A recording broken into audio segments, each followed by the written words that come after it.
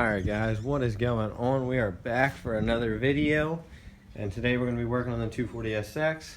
Last video you guys saw us pull the engine out of that, and it's actually the same exact day, so we haven't started on that.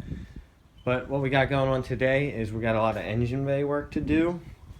I actually want to get my brake booster out and my clutch master cylinder out, so that'll all be out of the way. I want to go around and get all these plastic grommets out. Also trim this up farther back up against there, and I'm going to go ahead and start removing all the seam sealer out of the engine bay. The first thing we got to do is I think go inside the car. Actually, the first thing I'm probably going to do is get like most of the brake fluid out of there. But in the car, I know it's tough to see in here, I'll have to get a light. There's just bolts in here. It's like 4 bolts for the booster, and yeah. And then for the clutch cylinder, there's 2 bolts down there. Probably do the booster first. Alright, so I got that loose.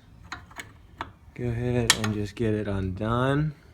I just want all the fluid out of the reservoir just so it's not leaking everywhere. Alright, so in the car, as you can see, you got your clutch, your brake, and your throttle. I'm actually going to be removing the throttle pedal, I think, just to get it out of the way for right now. But the brake booster, see the 4 bolts, 1, 2, 3, 4, and then you got the one up there. And then for the clutch, I don't need to take the assembly apart, but it might just come out when I undo the bolts in here. And then real quick, let me show you guys. I primered the tunnel and stuff, and it turned out really, really smooth. So all the sanding was totally worth it. But got the brake lines undone. I'm gonna do that bolt right there and that bolt over there, and then I think the master cylinder for the brake or whatever comes off, and then the 4 bolts is what actually takes off the booster. So let's do those 2 bolts and see where that gets us.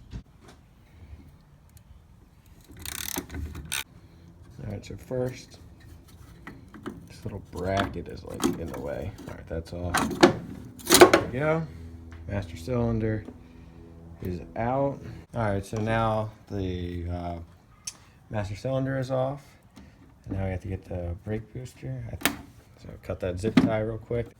I don't even know why that was there. There's a thing right there.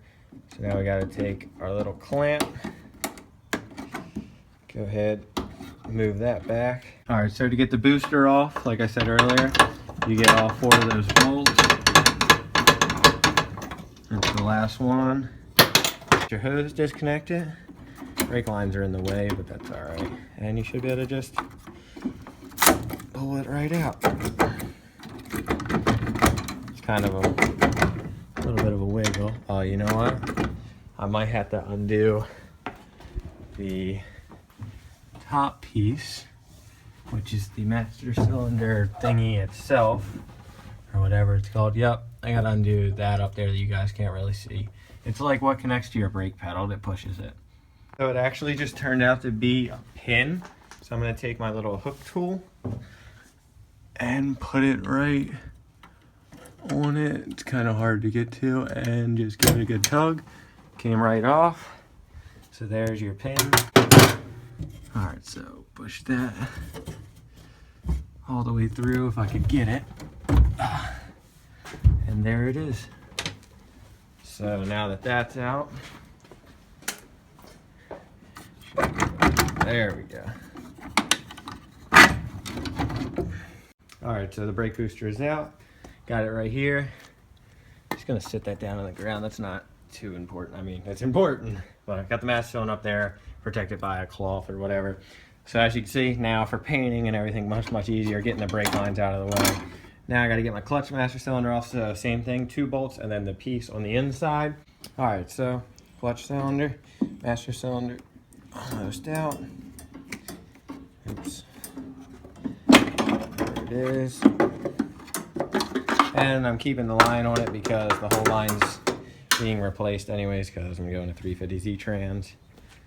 But there it is.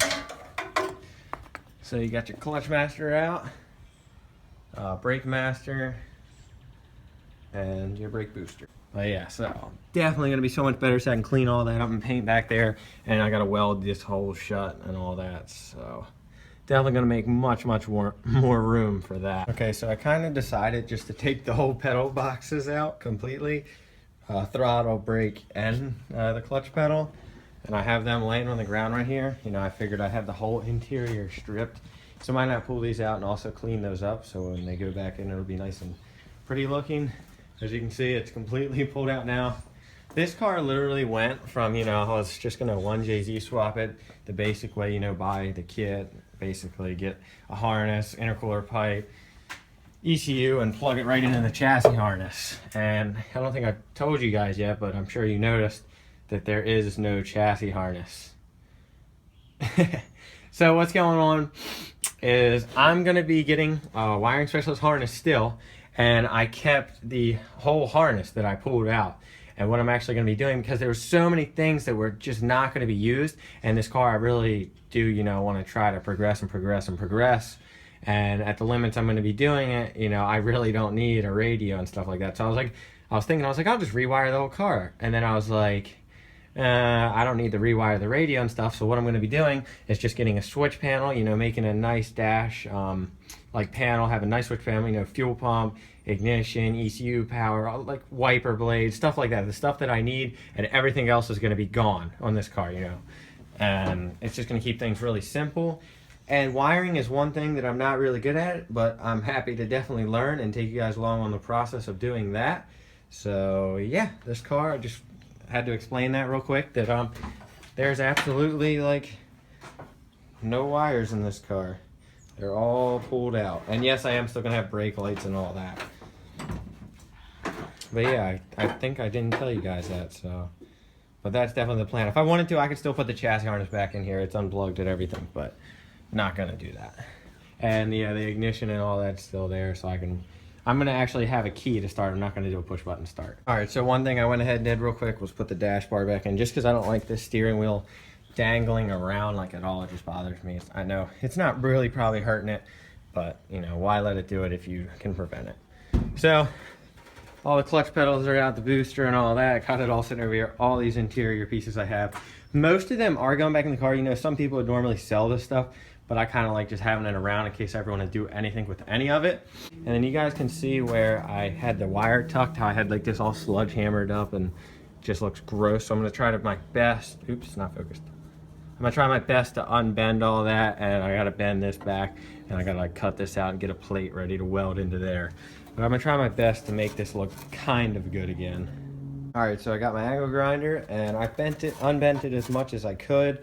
I can't really get this part out, so I'm just gonna cut the things off that I feel are just too messed up to really keep. Like, see how that's like crazy folded? I don't know if I'm gonna cut that or just tack weld it. I'll probably leave it alone, but I'm definitely gonna cut some of this gnarly ass stuff off that's just crazy bent, and there's really no point to keep it. It's just ugly. All right, so you see how this side's like absolutely perfect. It even has this piece still here. And then you have this thing, the pinch weld down here. Well, with angle mods, most cars are gonna rub on this. So most people just hit it with like a sledgehammer or something. I'm really about my car being clean, so I'm gonna show you what I'm gonna try to do since this side's already messed up.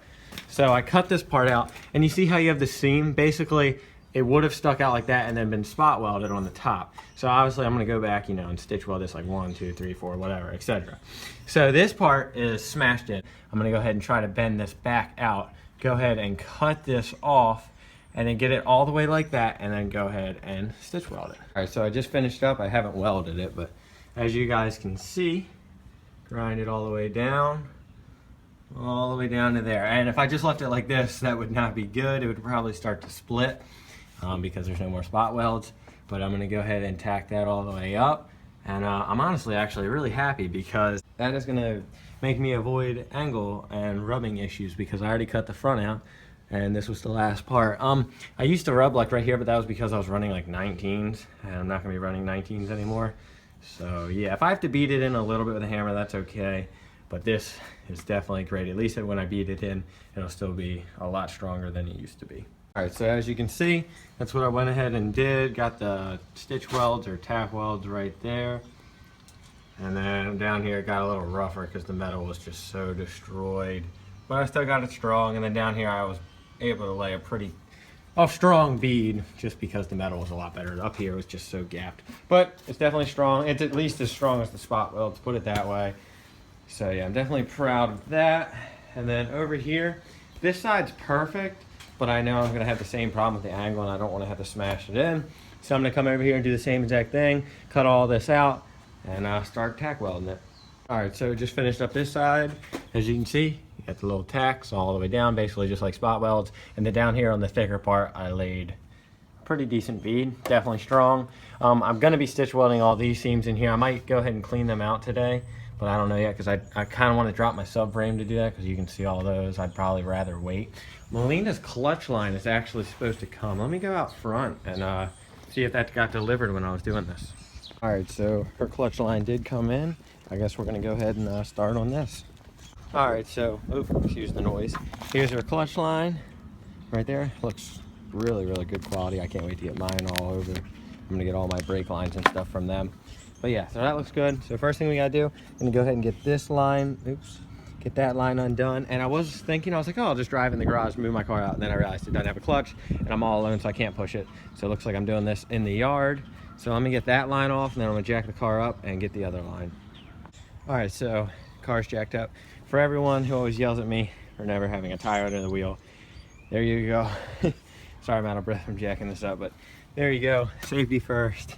I'm all alone anyway, so I might as well be safe.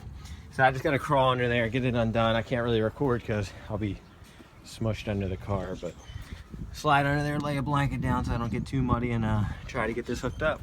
All right, so I got the line on there. As you can see, honestly, I paid $70 for this thing and it was totally worth it. Like the quality, and you can tell like the fitting. See if I can show you real quick. Like, it's nice. The PVC style Teflon line or whatever it is awesome. So I'm all alone, so I can't bleed it properly. So I just had the bleeder valve cracked open, and I'm gonna go ahead and just pump as much fluid through I can. I know I can get it to where it'll drive. And then tomorrow or something when I have Melina, I'll have to get her help. There we go. Get some feel. It's probably just pushing it all out, that bleeder, and you don't want to get it all the way down to 0. So now, get more fluid. And I'm gonna repeat this process one more time. And then that'll be good enough to drive. All right, so I'm gonna go ahead and start this thing up. Oh yeah, that pedal feel is good for not even properly bleeding. I'm gonna let it warm up and then we're gonna go for a ride. Oh, steering wheel isn't letting me.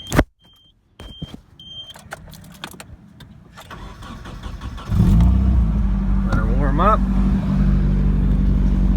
And by the way, some of you guys said, when did we put that exhaust back on? We did it off camera because we thought we were gonna go drifting when we first put the welded diff in last weekend, but then she lost her clutch. So now all that's fixed. All right guys, she's warmed up. Welded diff we installed isn't leaking, so that's good. Let me really look at it. Yep, got the sparkly on it. I guess, let's see if this thing goes into gear. Here we go. I'm not gonna drift it. All right, let's see, here we go. Pushing the clutch. Oh, butter. Oh, the pedal feel in this thing is so good. All right guys, so here we are. Show you the welded diff. Look, let me go into first. All right, let's see if we can see that rear tire. Oh. I'm gonna do it like this.